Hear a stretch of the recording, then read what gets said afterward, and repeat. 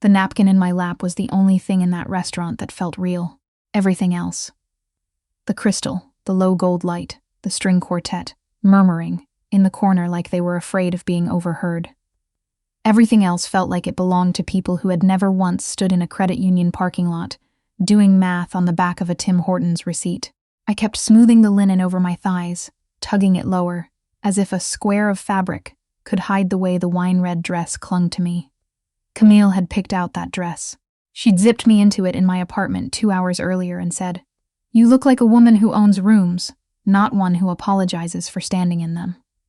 Sitting alone at that table for two, apologizing to a waiter with my eyes, I did not feel like I owned anything at all. He was 20 minutes late. I checked the clock over the bar again. One of those enormous brass things that probably cost more than my walk-in cooler, and told myself, for the 4th time, that he wasn't coming. Why had I said yes to this? Desperation. I made myself say the word inside my own head because at least it was honest. Thistle and Fern, the flower shop my grandmother had built out of a drafty storefront on the wrong end of Agricola Street, was drowning. The lease had jumped again in the spring. The cooler compressor had died in June, and I'd put the repair on a line of credit I already couldn't service. My supplier out in the valley had started asking for payment up front, cash. No more 30-day terms, because word gets around in a city as small as Halifax, and the word on me was that I was going under. So when Camille called, breathless, saying her husband knew a man, a businessman, older, serious, connected, the kind who needed a woman on his arm for certain dinners, and was known to be generous, I'd said no. And then the letter from the credit union had come, that awful beige envelope, and I'd said maybe. And then I'd said fine. "Will the gentleman be joining you shortly, ma'am?" The waiter had appeared without a sound. His face was perfectly, professionally blank, which somehow made it worse. "Any minute now," I said. My voice came out thin, traffic probably. "The bridge." He gave a small nod and drifted off, and I stared at the empty chair across from me and thought, this is what a fool looks like. Men like the one Camille described did not show up for women like me. They wanted the kind of women who ordered a single oyster and left it on the plate. Not a 29-year-old florist who smelled like eucalyptus and cold storage water and carried every hard year of her life on her hips. "That's my seat," a voice said. Not to me. Above me. I looked up and the whole room seemed to tilt. He was already lowering himself into the chair across from mine, unbuttoning a charcoal suit jacket that fit him, the way money fits people who've had it long enough to stop thinking about it. Dark hair going gray at the temples in a way that looked deliberate, though I doubted anything about him was accidental. A face like a closed door. And he wasn't looking at the empty chair or the wine list or the room. He was looking at me, and I had the unpleasant sensation of being read. "You waited," he said. "Most people don't. 22 minutes. He glanced at the brass clock. I was watching from the bar. Heat crawled up my neck. "You were watching me. I was watching whether you'd leave." He unfolded his own napkin. "You didn't." "I couldn't afford the cab home," I said, which was true and also the exact wrong thing to admit, and I watched something flicker at the corner of his mouth. Not a smile. The idea of one. "Falcon," he said. "Matteo." I told him my name. Nell. And my hands were shaking, so I put them in my lap where he couldn't see. The waiter reappeared like he'd been summoned by a bell. Only rich men could ring. Matteo ordered for both of us without asking, which should have annoyed me. But the food came. Short rib, something soft and buttery under it, a warm roll that actually steamed when I broke it open. And my stomach betrayed me with a growl, so loud I was sure the quartet heard it. I hadn't eaten a real dinner in a while. Grocery money had been going into the compressor. He noticed. Of course he noticed. "Eat," he said. "I didn't bring you here to watch you push it around a plate." So I ate, and between bites, in that low, even voice, he laid it out like a contract, because that's exactly what it was. He knew about the shop. He knew about the lease and the compressor and the beige envelope. He knew, he said, more about my finances than my own accountant did, and I believed him. What he wanted was uncomplicated. A woman to stand beside him at certain functions, a hospital gala, a construction association dinner, a wedding out in Chester at the end of summer where his absence would be noticed and his presence, alone, would be read as weakness. He didn't say what he did. He didn't have to. In a harbor town, you learn early which businessmen own the waterfront and which ones own the men who own the waterfront. And in exchange, he said, your grandmother's shop stays open. Your debt goes away, not delayed, away. You keep the name over the door. Why me? I said.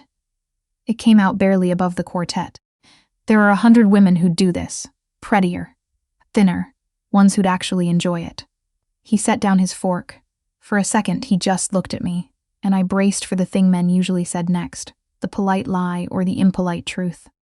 When the maitre put you at the wrong table earlier and made you move, Matteo said, I watched you thank him. You apologized to him. And when the couple beside you laughed about your dress, yes, I saw that too. You didn't cry. You went very still, and you finished your water, and you stayed. You have a spine. He picked the fork back up. I need someone beside me who won't crumble when a room gets loud. And his gaze moved, unhurried, over my shoulders, my collarbone, the wine-red neckline, and there was nothing polite about it, and nothing cruel about it either. I've never had any interest in women who look like they'll break if I hold them wrong. The air between us did something I didn't have a word for. I felt a flush that had nothing to do with the room being warm. I took a breath. This is business, I said, needing to hear it out loud. Strictly business. Strictly business, he agreed. He slid a card across the table, matte black, one phone number embossed on it, nothing else. I picked it up. My whole life I'd been the one saying sorry. For a second holding that card, I felt like the one being asked. The first 2 weeks, I kept waiting for the catch. There wasn't one, exactly. A man in a wool coat came to the shop the Monday after and paid off the supplier in the valley in full, in person, and got a receipt. A refrigeration company I'd never heard of installed a brand new cooler, twice the size. And when I asked for the invoice, the technician said it was handled. The credit union called to tell me my line of credit had been paid down to 0, and my account officer's voice had gone soft and careful. The way people's voices go when they've decided you're connected to something they'd rather not name. Matteo texted me twice. Once to send a driver for the hospital gala. Once to say the burgundy dress again, if I still had it. I did. At the gala, I stood beside him in a ballroom full of surgeons and developers and one federal MP, and I watched the room adjust itself around him like water around a stone. He introduced me as Nell, no last name, no explanation, and let people draw their own conclusions. A woman in emeralds asked what I did, and I said I owned a flower shop, and she said, "Oh, how sweet." In that way, that means the opposite, and I felt Matteo's hand come to rest at the small of my back. Not gripping, just there, and I decided I didn't care what she thought. It was after the gala, walking me to the car, that he said, "You didn't drink." "I don't much," I said. "My mother did enough of it for the whole family." He was quiet for a moment. "That," he said, "is the first true thing anyone's told me all night. I should have known Trevor would find his way back in. Bad pennies always do." He came into the shop on a gray Thursday in September. Snow not yet, but the smell of it in the air, and I was elbow-deep in a funeral spray when the bell over the door went, and there he was. My ex-husband. Thinner than I remembered, a nervous jump in his jaw, wearing a jacket too light for the weather. "Nessie," he said, using the name he knew I hated. "Look at this place. Bit fancy for you, isn't it? Somebody's been busy." I kept my hands in the flowers because if I took them out, he'd see them shake. Trevor had a genius for finding the exact soft place in a person and pressing. For the 3 years we were married, he'd pressed on all of mine. He'd told me I was lucky he stayed, given the state of me. He'd cleaned out our joint account the week before he left. $11,000, the down payment on a life. And blamed me for driving him to it.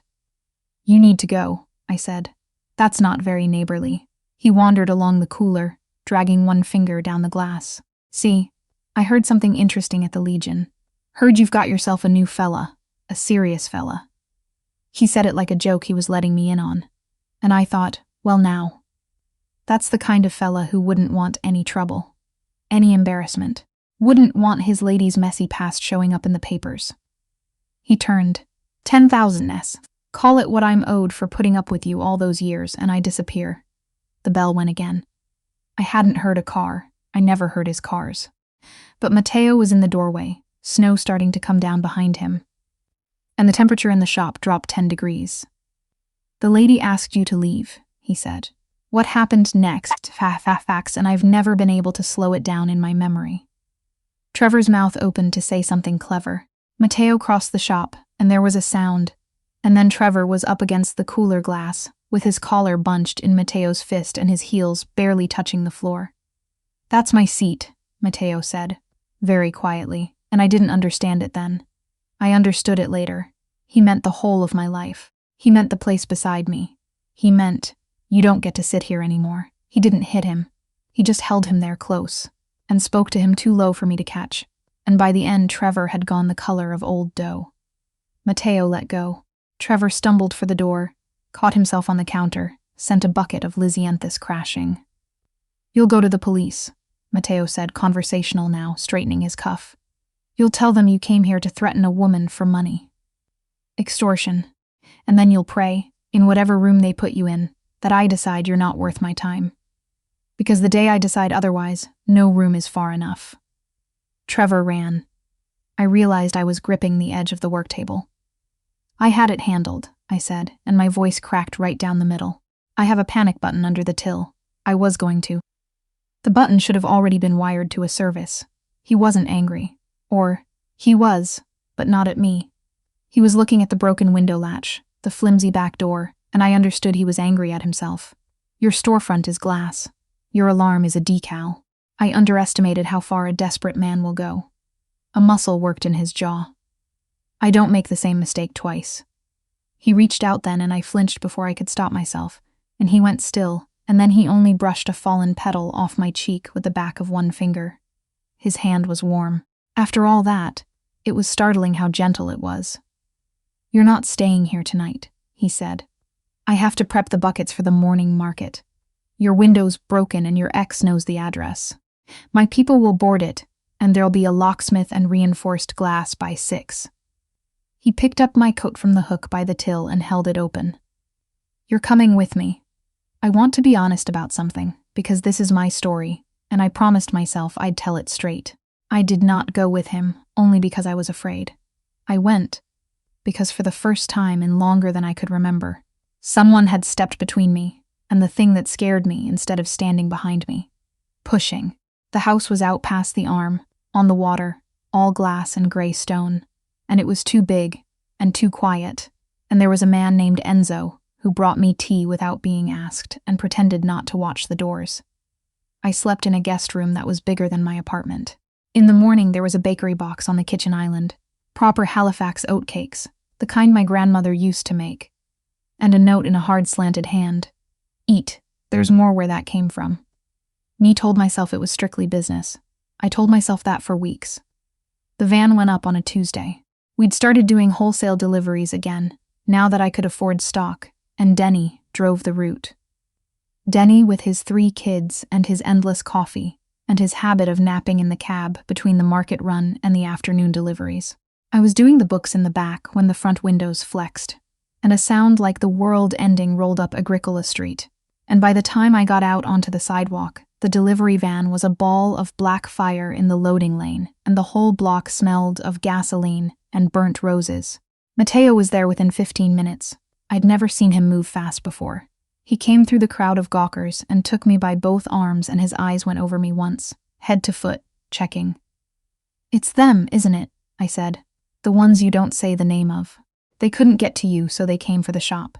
His jaw was iron. "Kovacs people. This is a message." "Was Denny in the van?" He blinked. For 1 second, the fearsome, unreadable face just went blank. "Who?" "Denny. My driver. He naps in the cab on Tuesdays between runs." "Was he in the van, Mateo?" He pulled out his phone and spoke into it, fast, and I watched his eyes and I watched him listen, and I didn't breathe. He lowered the phone. The van was empty. Everyone got out. It's only property. Everything in me let go at once. I put my hands over my face. Oh, thank God. Thank God. When I looked up, he was staring at me like I'd started speaking a language he didn't know. "You just lost your entire delivery operation," he said slowly. "Your stock, your van. And you're crying about the driver. It's flowers, Mateo, and a van. I can buy more flowers. I can buy another van."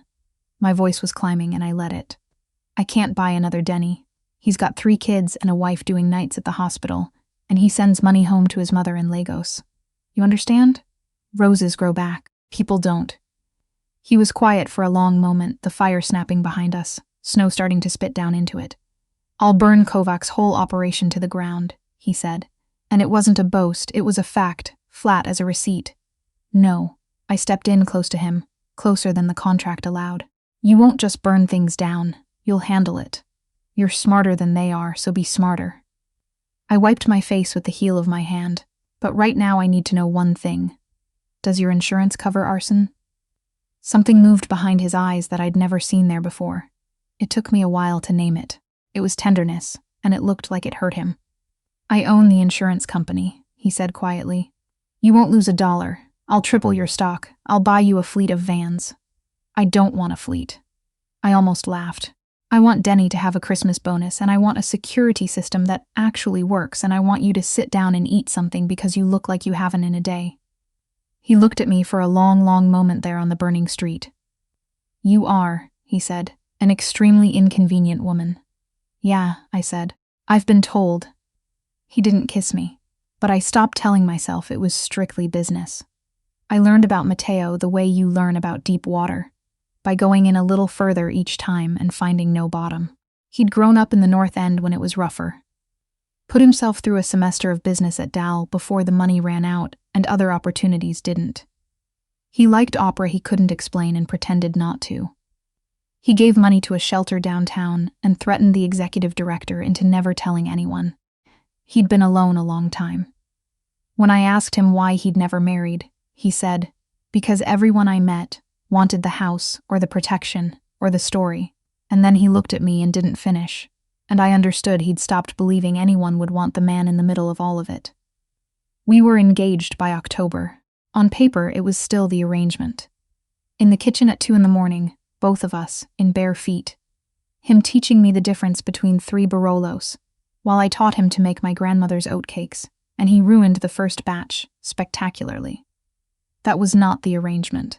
That was something else, and we both knew it, and neither of us said it. Because saying it would mean the contract was a lie, and admitting. The lie felt more dangerous than anything Kovac could send. The wedding was set for the end of the month. Before it, there was the Construction Association dinner. The big one. The one where he had to be seen. I found Trevor at the dinner. He was a server. He was thin inside a rented white shirt, sweating despite the cold rooms of that hall, and the tray of champagne flutes in his hands was chattering like teeth. I knew the slope of those shoulders. I knew that nervous twitch of the head. My whole body went cold before my brain caught up. He was supposed to be in jail. Matteo had said the charges were solid. Matteo, I whispered, my fingers digging into his arm. He was watching the head table, where a developer was tapping a microphone. The speech is Tesoro, he murmured. Not now, Matteo, the waiter. 3 o'clock, it's Trevor. He turned his head and every trace of his boredom vanished at once. He saw. His body went rigid, not with surprise, with calculation, like a man counting exits. Eyes forward, he said very low. Stay against my side. When I move, you move behind me. But Trevor wasn't looking at us. He was looking at the whole room, wild-eyed, and he didn't move like an assassin. He moved like a cornered animal. He took 1 step forward, and then he was shouting, his voice breaking on the high notes. You think you're better than me. You think money makes you clean. And he threw the tray. And the crash of it silenced the whole hall in an instant. And in that instant, in the split second, every head in the room turned toward the noise. Matteo was already turning the other way. Toward the mezzanine. Toward the dark, at the top of the far stairs. And he had his arm across me, driving me down, and sideways behind a marble pillar.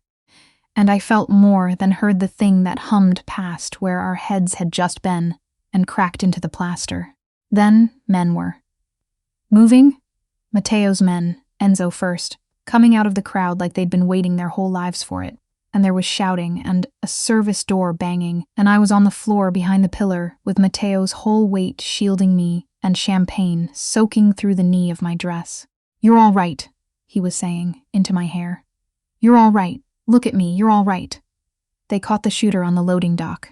They caught Trevor trying to hide in the coat check, curled up small among the wool, and Enzo walked him out by the collar of that rented shirt to where Matteo waited in the alley, and I followed, because I was done being told to stay behind pillars.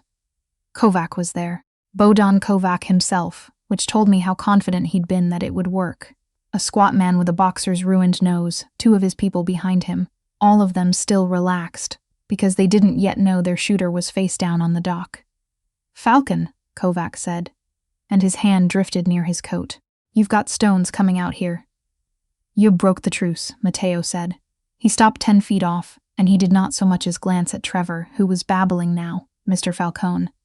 I did what they asked. They promised, they said. If I made a scene, my debt was clear." "You were getting too big," Kovac said, and shrugged. "The waterfront contracts, the unions, and then you go and marry the flower girl. We figured you'd gone soft. Distracted. Matteo tasted the word. He looked finally at Trevor. "This is the part I don't understand. This man owes you money." 12 grand, Kovac said. "Plus what's on it. And he offered to clear it by creating a distraction at a dinner so your man could put a round in my head." Matteo's voice never rose. He was eager, I imagine. "He hates you." Kovac smirked at Trevor. "You stole his wife." "He threw her away," Matteo said. "I found her." He took 1 step toward Trevor, and Trevor flinched so hard he nearly went down. And I want to tell you that Matteo did something terrible. Because part of me, the part that had spent 3 years being made small, wanted him to. But he didn't. He crouched down to Trevor's level, and he looked at him for a long moment. And what he said, I only just heard. "You're not worth what it would cost me. Not tonight. Not with her waiting." He stood. "The police are already outside. You'll go back inside, and this time you'll stay, because the man who is going to pay your debt is finished." He turned to Kovac, and now, only now, his voice changed, and I saw what he'd been holding under all that stillness. "Your shooter's on the dock. Your truce is dead, and you came out here yourself, in person, to gloat, which means I have you." He nodded once, and men stepped out of the dark at both ends of the alley. "Exactly where I need you." I didn't watch what came after. Matteo turned me away with a hand on my shoulder before it started, and walked me back inside himself, and I let him, because there are things you can love a person through and still not need to see. Kovac went to prison. So did Trevor, this time for good. Attempted murder conspiracy is a harder thing to slither out of than extortion. I gave a statement in a bright room to a tired RCMP officer and told the truth. And it felt, after everything, like setting down a weight I'd carried so long I'd stopped feeling it. We were married 3 weeks later, out in Chester, in a garden above the water, with the leaves gone gold. I wore ivory and my grandmother's pearls, and I did not once tug at the fabric or try to hide, because Matteo had said to me the night before, plain as anything, "I want to see all of you when you walk toward me. Don't you dare shrink?" And I found that I couldn't. Not with him watching me like that. I was halfway down the aisle when the sound tore through the garden. Tires locking against gravel out beyond the wall. An engine gunning. And the whole garden moved at once. Matteo's hand went inside his jacket. Enzo stepped in front of him. 2 men I'd taken for gardeners came up out of the flower beds with weapons in their hands. And the guests gasped, and I stopped dead with my hand flying to my stomach. And every terrible memory of that dinner hall flooded back. Not today, I thought. Please, God, not today. Then a car door slammed, and a voice bawled from the far side of the gate. "Don't shoot! Don't shoot! I'm the best man! I've got the rings!" The tension broke, but not into violence. Into pure, ridiculous confusion. Enzo touched his earpiece, listened, and his shoulders dropped, and he looked at Matteo and gave a sheepish little tip of his head. "It's Nico," he said. He got the ferry time wrong. Nico came pelting up the garden path in a suit he hadn't finished buttoning, red-faced, holding a ring box above his head like a torch, and Matteo, my Matteo, who had faced down a man with a boxer's nose and never blinked, put his face in his hand and let out a breath that was half a laugh. The first real laugh I'd ever heard out of him, and the whole garden went from terror to helpless laughter in about 4 seconds. And somewhere in there I started crying, and I honestly couldn't have told you why. Except that I was safe, and I was loved. And the worst thing to interrupt my wedding turned out to be a groomsman who couldn't read a ferry schedule. We finished the vows with the sun going down over the water. When the officiant said the part about for better or worse, I looked at the man across from me. The one everyone had wanted for the house. or the protection, or the story. And I thought, I only ever wanted you, the one in the middle of all of it. Our son was born the following July, in a delivery room at the IWK, with the rain coming sideways off the harbor. It went long and it went hard, and I said things to Matteo Falcone in that room that would have made his enemies weep with joy to hear. And he took all of it, held my hand, fed me ice chips, let me scream into his shoulder, and when the doctor finally said one more, he put his mouth against my ear and told me in that low, steady voice that I was the strongest thing he had ever seen, stronger than any man he'd ever put on the ground, and I gave the last of what I had. Then the sound in the room changed. A thin, furious, brand new wail. "He's perfect," the doctor said. I looked up and Matteo was crying, openly, unashamed, tears running into that closed-door face, and the nurse laid our son on my chest, tiny, red, outraged at the whole business of being alive, a tuft of black hair and, when he cracked one eye open for a second, dark as his father's. "Hi," I whispered, and touched his fist, and he gripped my finger with a strength that undid me. "Hi, little one." Matteo leaned over us both and reached out one trembling hand and stroked our son's cheek with a fingertip that had done things I would never ask about, and the baby turned his head toward the touch. "Renzo," Matteo said, and his voice broke clean in half. "We'll call him Renzo. Renzo Falcone," I said, testing the shape of it. It sounded like something that would last. It sounded like a beginning instead of an ending, which, for a woman who'd spent so long apologizing for taking up space in the world, was the most impossible thing of all. Outside, the rain kept coming off the water. Inside, my husband held our son, and I held both of them, and for the first time in my whole life I did not tug at anything, or make myself smaller, or say sorry.